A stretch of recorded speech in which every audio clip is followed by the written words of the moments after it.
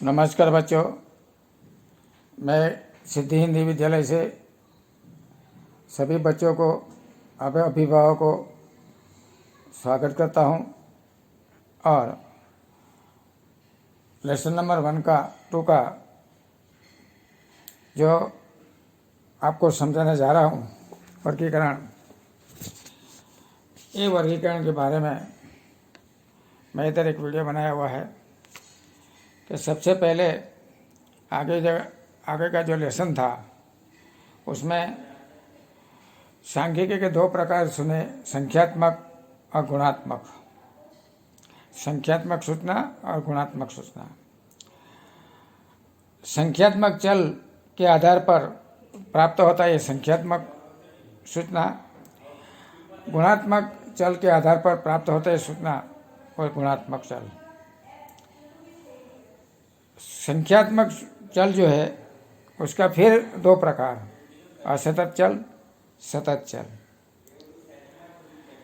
जो चल 2 संख्याओं को जो समझना, असतत के 2 संख्याओं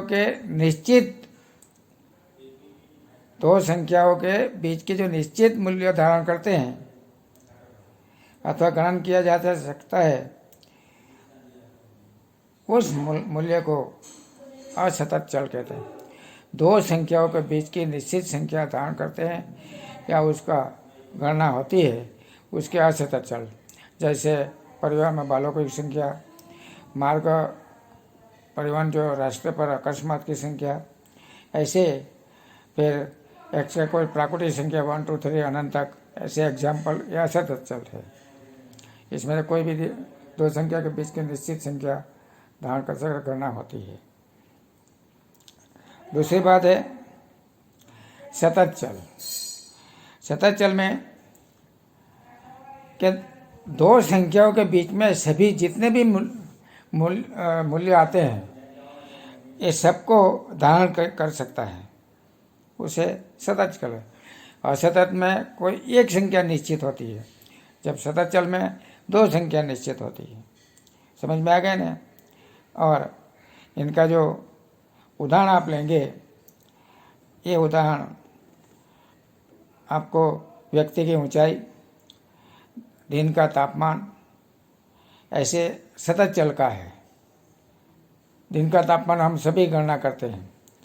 व्यक्ति की ऊंचाई पूरे सेमी में, मीटर में, इंच में, ऐसे सभी का हम गणना करते हैं।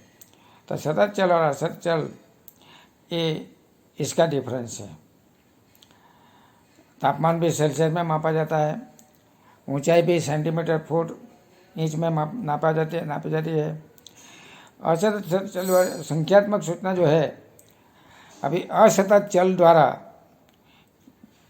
प्रस्तुत की जाने वाली सूचना, असतत चल द्वारा प्रस्तुत की जाने वाली जो सूचना को असतत संख्यात्मक चल कहते हैं, सतत चल द्वारा प्रस्तुत की जाने वाली सूचना को संख्यात्मक सूचना कहते हैं। ये आपको बताया। अवर्गीकरण सूचना कौन सी है? कि समष्टि जांच या न्यायाधीश जांच के अंत में प्राप्त सूचना। समस्त जांच और न्यायाधीश जांच में अंत में जो सूचना शेष होती है, प्राप्त होती है, उसको मौखिक सूचना या वर्गीकरण सूचना कहते हैं।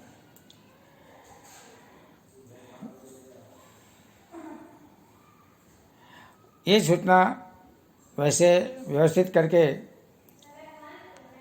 संक्षेप में अथवा व्यवस्थित स्वरूप में प्रबंध करना आवश्यक होता है।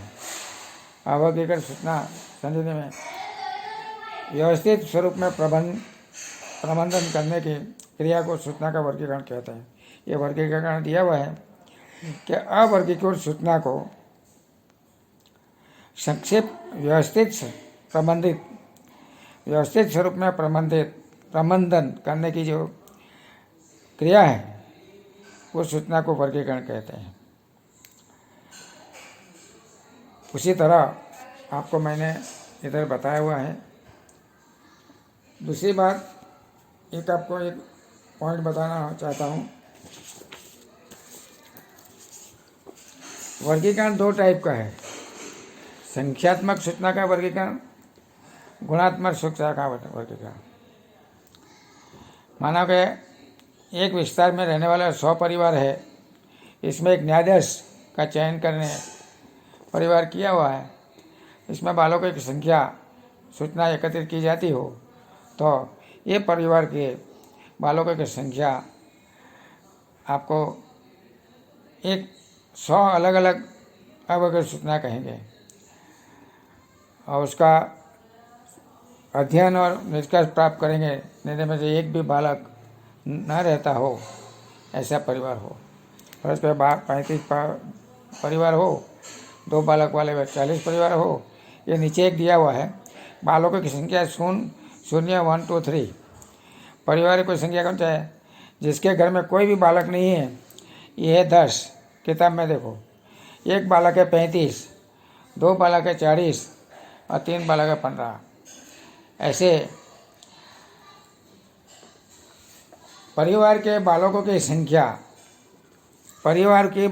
संख्या या संख्यात्मक चल, इस वर्गीकरण को संख्यात्मक सूचना का वर्गीकरण कहते हैं।